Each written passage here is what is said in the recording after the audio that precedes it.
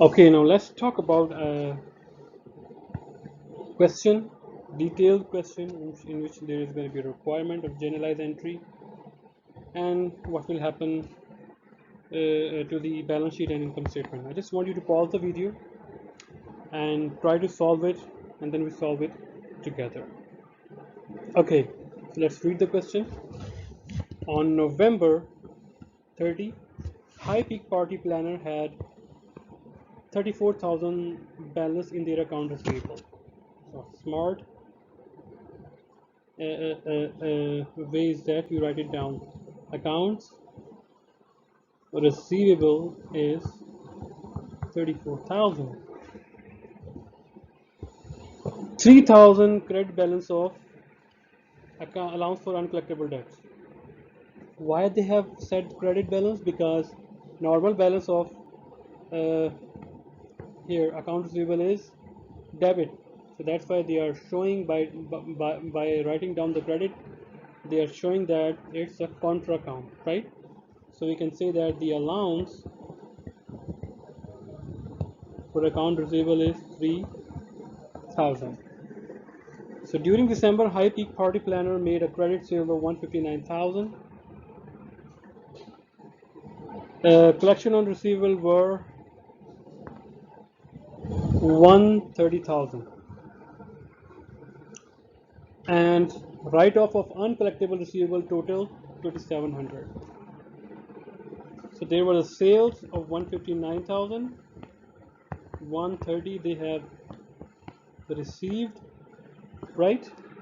How many left? 29,000. And among 29,000,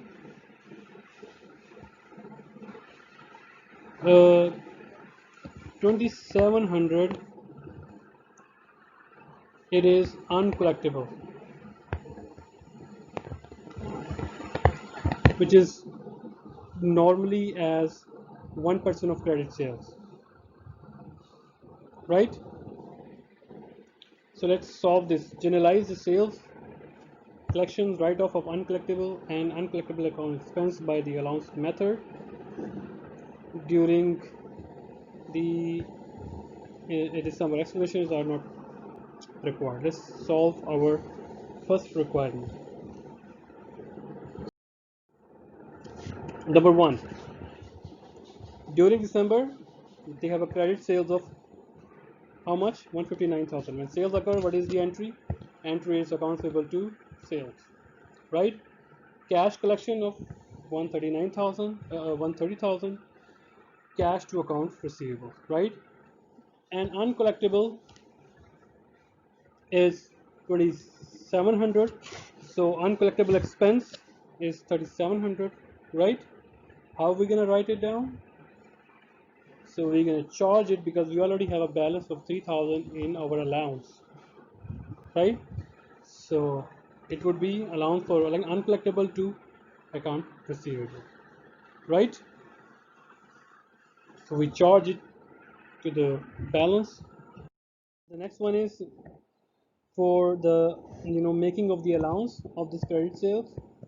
The 1% of the credit sales is uncollectible allowance. So 1% is 1590, right?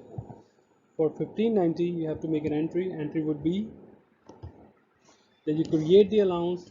It means the expense to allowance, which is expense uncollectible expense to allowance for uncollectible, right?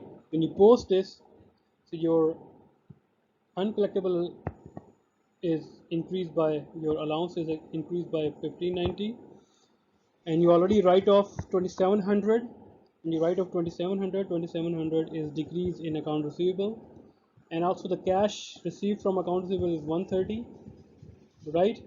So that's why these two entries are on credit side. So in that case, what is the balance of account receivable?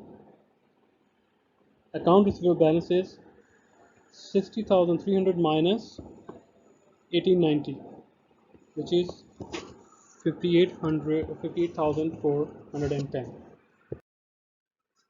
What is the impact on the balance sheet? So balance sheet is like that. You write it down the full amount and less allowance we have here, and the net sales is 159,000, right? Okay, there is another less preferable way to account for uncollectible, that is direct write-off method, in which when write-off occur, you don't plan for in advance. When write-off occur, you just account for as an expense and charge it to the balance sheet. But remember, it is not recommended by the law of generally accepted accounting principles to use direct write-off method in making of financial statements. And there is a reason behind that. What is that? That the receivable may be overstated. And why is that? Because account receivable is an asset. The more the account receivable, the more the assets are, right? If you understand the, if you remember these assets, there are current assets and there are fixed assets. Then we have total assets. So more of the total assets mean good for the business, right? So so if the customer is not paying back, you are increasing the days. For example, you already know that if already more than 180 days customer is not showing up to pay the money, it means customer is probably like 100% customer is not paying you back, right? Or it's more than 360 days customer is not paying you back, so you consider it into account receivable. You just wait for that until for 10 years or maybe 1 year, more than 1 year. So in that case, your account receivable is overstated, which means this figure, for example, if the figure is 10,000, it is more. In actual sense, it is 9,000. Why? Because 1,000 is not recoverable, and you just, by all means, you are just taking that. The customer did not explicitly, tell you that I'm not going to pay that. If that happened, then you record it as an expense. If customer is not saying you that I'm not going to pay you, you still record it as 10,000. So by doing this, it fails to recognize expense in the same period in which sales revenue is earned. So it is against the matching principle, right? So revenue must match with the expenses. But this method is required by tax purposes. So there's going to be a two income statement. One is made for tax purposes and one is made for accounting purposes, or for the accounting law purposes. So just why I explain this one, just to make sure that you do understand that there are going to be two methods, indirect method and direct method. In indirect method, you plan for the better of the future of the company, you make a smart decisions. But in direct methods, there are some chances that go against the matching principle of accounting. We follow a direct write-off method. So if RS does not pay us 9 million, then simple uncollectible account to account receivable. That's it. There is no role of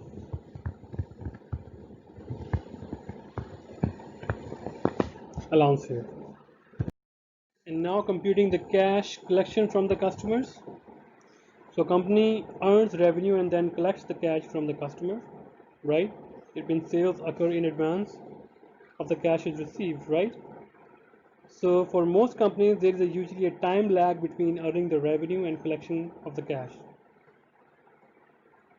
So collection from customers are the single most important source of cash for any business. So you can compute a company's collection from customer by analyzing the account receivable. So you see here the entry account receivable to sales. It means company sells worth of 1800 goods to a customer. So if there is a balance of 200, then balance is 200 plus 1800. But if 100 is not receivable, then entry would be allowance for account receivable to account receivable. So account receivable is decreased by 100. See, and the method is again that the customer pay you, for example, 1500 cash. Then if customer give you 1500 cash, then cash is going to be recorded as credit to the account receivable here, 1500 cash collection, right?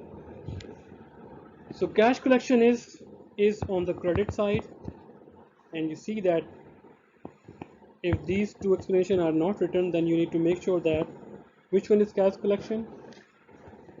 It can be a bad